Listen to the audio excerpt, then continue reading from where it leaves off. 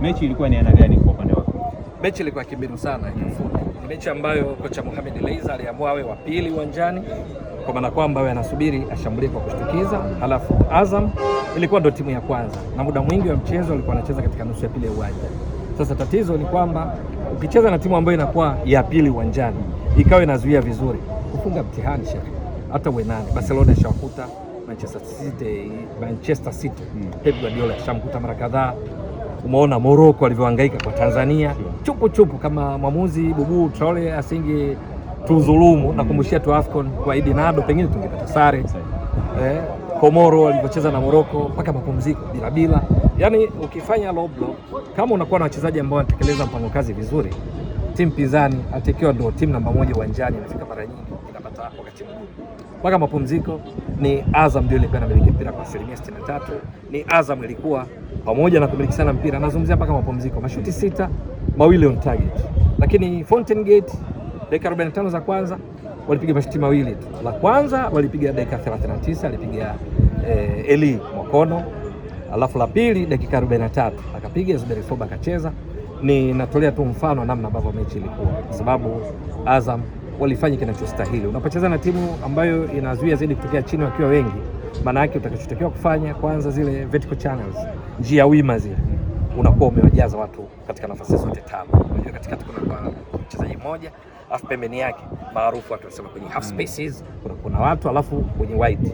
Kwa hiyo kwa ujumla kulikuwa na watu watano. Azam walifanya hivyo, lakini panahitaji utulivu. Unafanya ball cycling, unazungusha mpira ili uwachoshe wapinzani, sio tu kimwili kwa sababu ya kusafa bwege, umeenda huko rondo, lakini kuna kuchoka kiakili.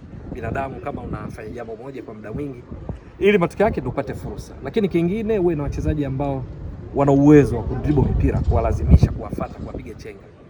Azam walifanya vyote hivyo. Ulimuona Sheikh Nadia Kite alichukua na kifanya mabadiliko katika kipindi cha pili, kuingia Mzee kuingia kwa Aimar waliosajiliwa hivi karibuni kutoka KMKM na mwingine Mlandege kama sikosei, walifanya hivyo. Lakini bado Fountain Gate walikuwa wazuri, wamepania leo hii kuambulia point na wakaipata. Na kwa nini walikuja hivi?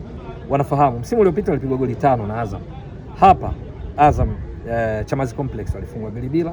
Mechi ya marudiano kwao walifungwa 3-2, ingawa ilikuwa ya mbinde. Dakika 90 plus ndipo Sopo alifunga bao la 3, akafunga 3-2.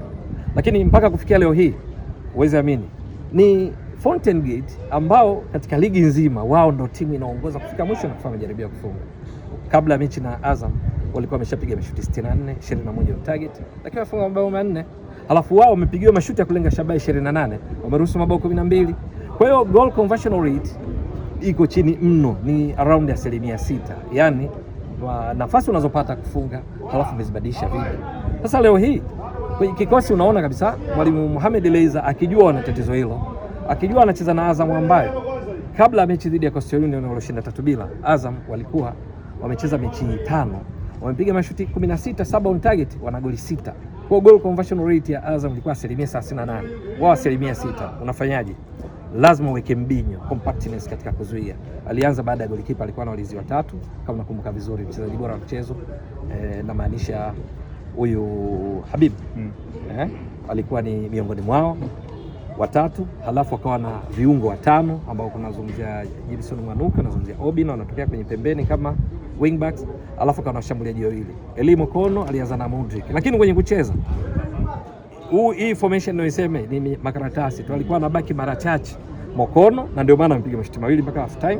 Wengine wote wako chini.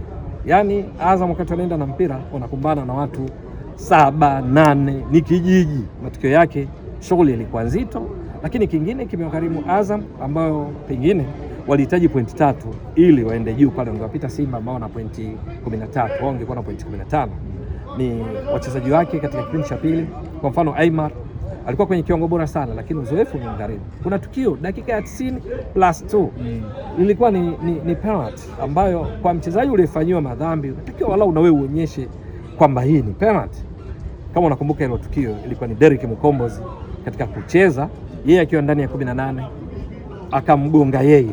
Derrick Mukombozi purukushani zake zote ukiangalia, hata mrejea kucheza video, hakupata mpira aliugonga Aimar, kaugonga kwa goti kenda nje, Azam akapewa kona.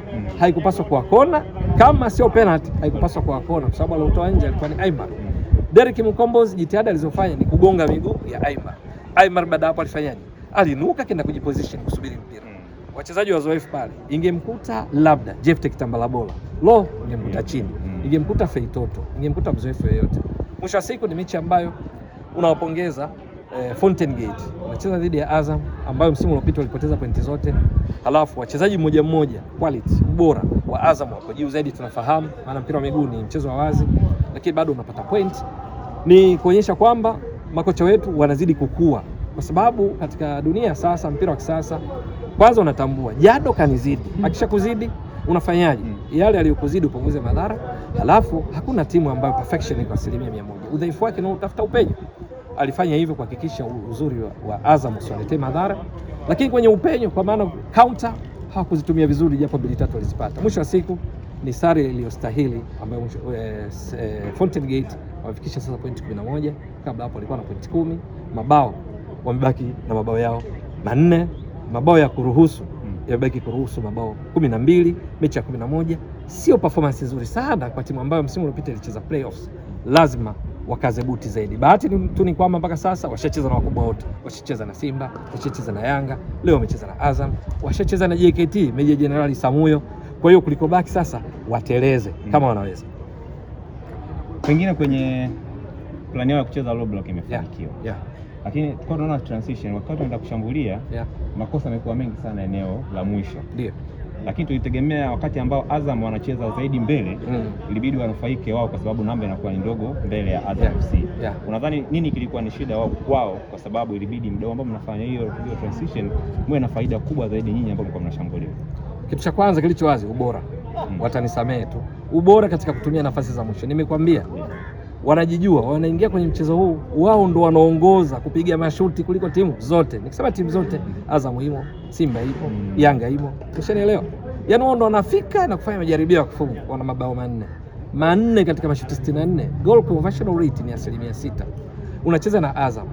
Uwezo wako huo wa kwenda juu kutumia nafasi mdogo, basi bora uimarishe kwamba ukishindwa kufunga basi upate chochote. Na ujumbe huo ulijidhihirisha katika kikosi chao. Leo hii unajua mabao 4 amefunga nani? Kafunga Ismail Aziz Kada, kafunga McDonald, Obasi, Chukunonye.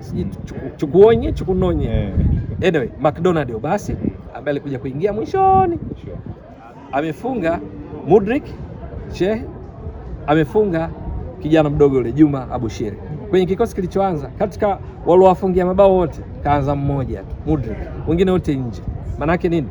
Mwalimu alikuwa amesacrifice eneo la kushambulia ili ahakikishe awe salama, safety first. Kwa hiyo athari zake ni pamoja na hizo unazotaka kuzieleza. Ambaye alikuwa anaonekana mzuri akiwa na mpira walau kwenda kutishia lango la Azam wanapokuwa katika eneo la mwisho ni Elie Okono. Ndio maana mpaka mapumziko alipiga ile mashuti mawili. Sasa kila mpira sio kwamba unaposhambulia umkute Elie Okono. Kwa hiyo wengine majibu yake nimekupa na takwimu kuthibitisha kwamba sio wazuri katika kubadilisha nafasi kuwa mabao. Sasa ndio hicho ninachotoka kukizungumza. Hii kwamba unajua walikuwa overloaded, wanakuwa ni idadi ndogo. Ndio kwa sababu mpango kazi ulikuwa unataka kwanza wahakikisha wanapata pointi 1.